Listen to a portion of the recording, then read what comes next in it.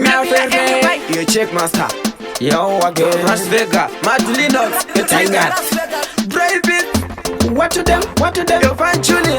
I want you there. 10 minutes. Find Julia. Tatone mapatani, patani. Iwe mkoma. Isha sama tenga wakati pamukana. Izi zinu futi ini. Sakani fata. Patoripa ati futi. Wakundi taza Las Vegas. Chigara wagola ina mataka. Isha sama tenga wakatani pamukana.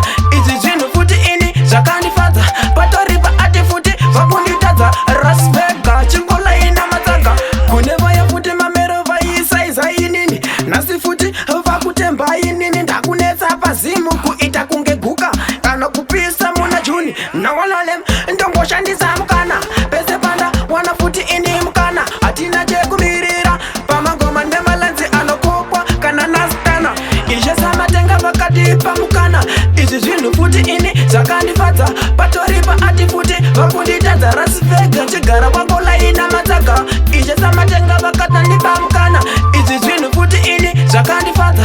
Patoripa ati futi vakunditadza Las Vegas. Chingola ina mataka.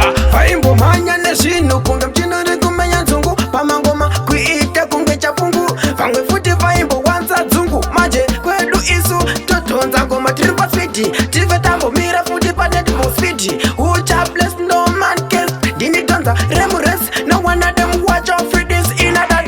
Ishe sama tenga vakati pamukana.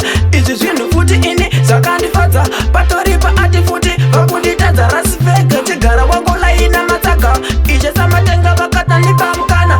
Izi zvinu futi ini zakandifadza. Patoripa ati futi vakunditadza Las Vegas. Chingola ina mataka. Kuneva ya futi mamero vaisa isa inini. Nasi futi vakutemba inini. Ndakunetsa pazimu kuita kungeguka.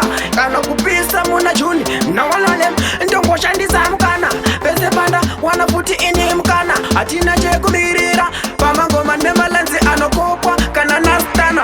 Ishe sama tenga vakati pamukana.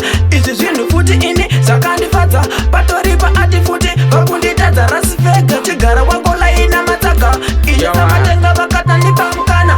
Izi zvinu futi ini zakandifadza. Patoripa ati futi vakunditadza Las Vegas. Chingola ina mataka. Yeah man, it's the boss CJ Things. Minafia NY. It's Big Dog. Wagwan, yo Mad Viper, Max Fade. We dead, eh?